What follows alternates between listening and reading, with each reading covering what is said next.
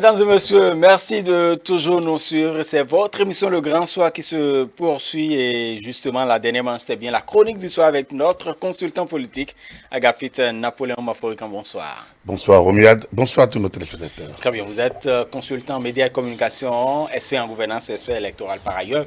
Justement, ça a suscité beaucoup de préoccupations, beaucoup de réactions de la part de nos téléspectateurs. La question du rôle de la société civile, on en parlait hier encore. Certains se demandent véritablement si on dénie donc à la société civile de pouvoir se prononcer sur certaines questions relevant de l'univers politique. Quel rôle jouerait cette société civile véritablement? La question est posée et je vous la confie encore à Agapit Napoléon Maforican. Il est dit par exemple que la société civile, il y a certains acteurs de la société civile qui sont spécialisés dans des domaines donnés, comme la démocratie, comme la gouvernance publique, comme un certain nombre, les droits de l'homme par exemple. Et donc, ils peuvent, ou ces acteurs de la société civile peuvent quand même se prononcer sur des questions, peut-être faire des recommandations également.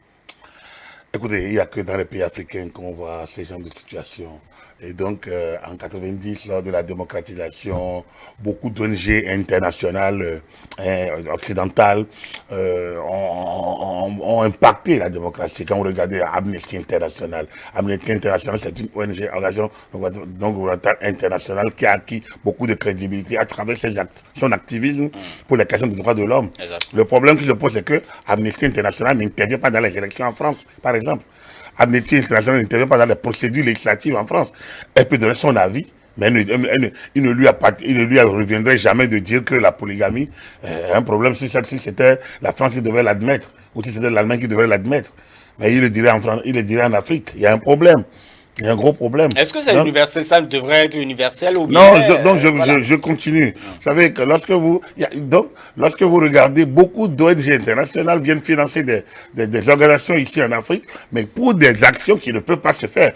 Aujourd'hui, ailleurs, les organisations non gouvernementales, c'est quoi? C'est la société civile, c'est des syndicats libres, par exemple. C'est des médias, c'est des organisations des médias. C'est des organisations des corps constitués, qui sont la société civile. Ce n'est pas des regroupements des acteurs à la part ailleurs politiques ou politiciens ou flirtant avec les officines politiques ou bien des militants déguisés. Ce n'est pas ça la société civile. Donc, avec le temps, on a dévoyé l'affaire. Et donc, on est allé dans les dérives où des gens se prétextant de la société civile, mais n'ayant aucun mandat populaire, aucun mandat populaire, ils sont élus par personne. Personne ne leur remet un mandat direct, donc ne parlant qu'en leur nom, on impose à ceux qui sont mandataires. Il y a un problème de cohérence et d'étage. Je ne peux pas aller chercher un mandat et vous n'êtes nommé par personne, parce que vous pouvez avoir été nommé par quelqu'un déjà mandaté, et parce qu'il a qualité à vous nommer, votre nomination prend une valeur. Le préfet n'est pas élu, mais il est nommé par le ministre qui lui est désigné par le chef de l'État, le chef de l'État élu au sein universel direct. Donc, ces nominations ont de la valeur. Les personnes ici mandatées ont qualité à intervenir. Soit je suis élu, soit je suis nommé par une autorité élue dans les conditions désignées. Mais si moi-même je m'enferme, je crée ABC et je ne commence pas à dire, j'exige du gouvernement, c'est un désordre. Par contre, je peux publier. Je peux faire un article scientifique. Je peux faire une étude. Je peux, au nom de mon droit de citoyen à impacter la société, je peux faire du lobbying. On peut se réunir pour faire du lobbying. On peut désapprouver une situation et impacter l'action publique. Perturber l'action publique par l'idée, par la pensée, par l'idée, par l'action, mais pas l'action bruyante. Par exemple, ce qui marche, des gens parfois, les altermondialistes par exemple, parfois c'est des contestataires, mais ils n'empêchent pas le système de fonctionner. Ils bloquent, par exemple, au nom de leur droit, à bloquer les artères, à manifester. Ils manifestent. Après, la police les dégage et les sections. Chacun doit connaître les limites de son action. L'action publique a son périmètre. L'action des élus, l'action politique a son périmètre. Alors, lorsque une organisation de la société civile ou des personnalités politiques connues. Ici, Coder, par exemple, quand vous les regardez, j'étais très content de faire un débat avec des membres du Coder. Coder, quand vous les regardez, il y a des personnalités politiques. Mais ils n'ont qu'à adhérer aux partis politiques, ou alors parler en leur nom en tant que personnalité politique. Vous avez vu Mme Célestine Zanou, en 2011, elle a fait une déclaration, par exemple. Mais quand même, on est libre de ne pas adhérer à un parti politique, à Capitaine Oui, c'est ça que je veux dire. En 2011, Mme Zanou a parlé en son nom pour dire, bon, les conditions dans lesquelles la présidentielle de 2011 était organisée ne lui permettaient pas d'y aller. Elle est pas allée, par exemple. L'ancien ministre d'État, Pierre Shaw, a fait la même chose. Ils ont prétexté, ils ont analysé la situation. Ils ont dit qu'ils ne voulaient pas être, ils ne veulent pas être responsables de ce qui arriverait. Et il n'est pas allé. C'est en leur nom, par exemple. Oui, ça c'est. Je dis, chaque citoyen a le droit de. Mais lorsque vous êtes. Mais les citoyens peuvent se regrouper également. Mais bien sûr, je vous dis qu'il peut faire du lobbying, il peut faire de la publication, il peut faire de l'action citoyenne, il peut faire. Il y a des actions qu'on peut faire lorsqu'on se regroupe. On ne leur dénie pas l'existence, on leur dénie leur moyen d'action. Quand on dit ils donnent un ultimatum, ils n'en ont pas droit. Ils ne sont pas qualifiés pour le faire. Et ça, je suis prêt à le dire devant n'importe quelle personne. Ils n'ont pas qualité. Eux ne sont pas mandatés par quelqu'un pour en imposer à ceux qui sont mandatés. Ils peuvent inspirer, ils peuvent conseiller, ils peuvent même perturber par l'action, comme je le dis. Le lobbying, par exemple. Ils peuvent écrire. Ils peuvent organiser une marche. Ils peuvent faire des pétitions. Ils peuvent faire des pétitions. Il y a un certain nombre d'actions qu'ils peuvent mener en tant qu'acteurs de la société, donc civil. J'en suis un.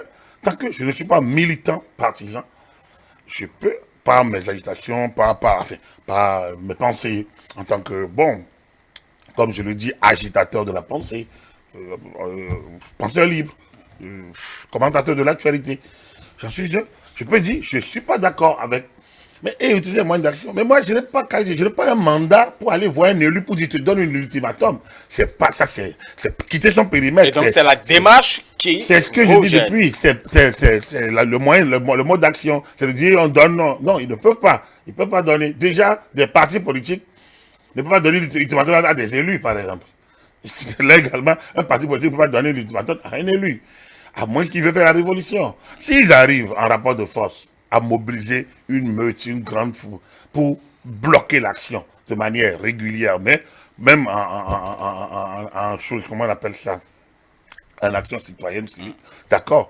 Mais ce mot-là qui tend à dire que la démocratie est en danger parce que simplement que nous, on n'est pas d'accord, pas des lois régulièrement votées, publiées, promulguées, publiées. Penser que la démocratie est en danger, pour ça, c'est ne pas méconnaître, c'est ne pas connaître. Donc, c'est méconnaître les fondamentaux de la démocratie, les leviers de la démocratie. Et ça, on ne peut pas le valider ça. Mais pourquoi ça revient de temps à autre? On parle de restauration de la démocratie, on parle d'un certain nombre. Pourquoi ça revient quand même?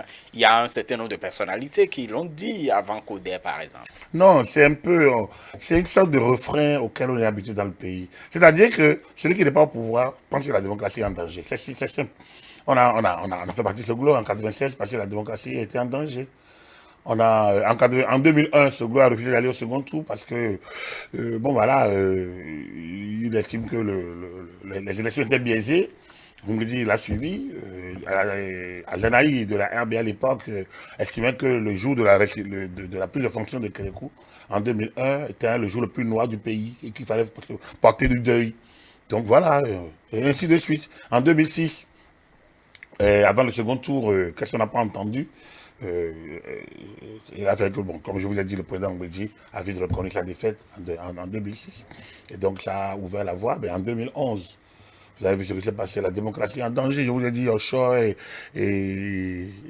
Célestine Zanou ont refusé, par exemple, d'aller à l'élection. J'ai encore leur déclaration de 2011. Parce qu'ils ne veulent pas être comptables de ce qui arriverait. Et ils ont dressé leur répertoire contre le régime en 2011. Je les ai encore. Et pas plus tard qu'en 2016, au chant d'oiseau, Célestine Zanou encore porte-parole. J'ai encore ce qu'elle a dit. Donc, voilà. Donc, c'est cyclique. Je pense qu'il y a un certain nombre de personnalités, peut-être rebelles, tant qu'elles ne sont pas elles-mêmes encore aux affaires, mais qui agitent un peu la pensée de cette manière. C'est pas mauvais, ça anime la vie de cette politique d'une certaine manière. Mais il faudrait quand même que nous nous situons par rapport au débat, où est-ce que j'en suis en termes de, en qualité de personnalité de la société civile, il y a des postures où que la société civile doit avoir et des postures qu'elle ne doit pas avoir. Lorsqu'elle s'implique dans le débat politicien, elle n'est plus de la société civile, elle est politique. Et c'est pas normal. Très bien. L'opposition béninoise peine à se regrouper, surtout au regard quand même de cette échéance majeure qui attend le Bénin en 2021, la présidentielle de 2021. Il y a des guéguerres par ici. Vous avez certainement appris également les poursuites qui vont être enclenchées par, bien évidemment, suite à une plainte donc, du parti Foscori pour un Bénin émergent pour diffamation, un certain nombre de choses, et les guéguerres entre Azanaï et quelques membres qui étaient ceux-là qui étaient membres de la résistance. Pourquoi, justement, l'opposition peine à se regrouper, Agapit Napoléon Mafourican? Parce qu'il n'y a pas un parti politique qui s'appelle l'opposition. C'est d'abord ça. Donc, mais il y a des partis politiques de l'opposition. Oui, comme il y en a de la majorité présidentielle et qui ne s'entendent pas toujours sur tout. Donc, ça, c'est tout à fait, c'est le premier principe. Il n'y a pas un parti politique qui s'appelle l'opposition. Et il n'y a pas, donc, il n'y a pas un courant. Il y a un courant. Il y a un positionnement par rapport à la gestion du pouvoir politique qui fait qu'on est de la majorité, on soutient, ou on est de l'opposition. Mais après, l'enjeu d'un parti politique, la finalité, c'est la conquête des élections du pouvoir. Donc, vu ici, vous ne devez pas demander aux démocrates de s'entendre avec l'FCBE. Ils ont les mêmes ambitions. Aller conquérir le pouvoir politique et l'exercer. Et par ailleurs, devenir leader de l'opposition. Déjà non, ça. C'est quand même connu déjà. Oui, c'est connu parce que c'est le seul parti qui a pu, qui est allé aux élections. Donc, logiquement, c'est l'FCBE. Mais après, qui sait? On est en 2000. Il y a 2001, il y a 2001, il y a 2003. Avant 2016, avant 2000, il y a 2020, il y a 2021, 2023, avant 2026. Donc, on verra bien. Alors, donc, il y a des enjeux pour ces partis-là, pour se positionner. Donc, c'est normal qu'ils ne s'entendent pas. Il n'y a pas à s'entendre ou à ne pas s'entendre. Mais on est en train de proposer, puisque les partis de l'opposition ne sont pas d'accord avec les idéaux que prône le pouvoir en place maintenant. Et donc, le défi, c'est de pouvoir se regrouper pour justement faire face à celui pour lequel il propose justement une alternative, une autre alternative. Et donc, pour cet enjeu, on pourrait quand même s'entendre.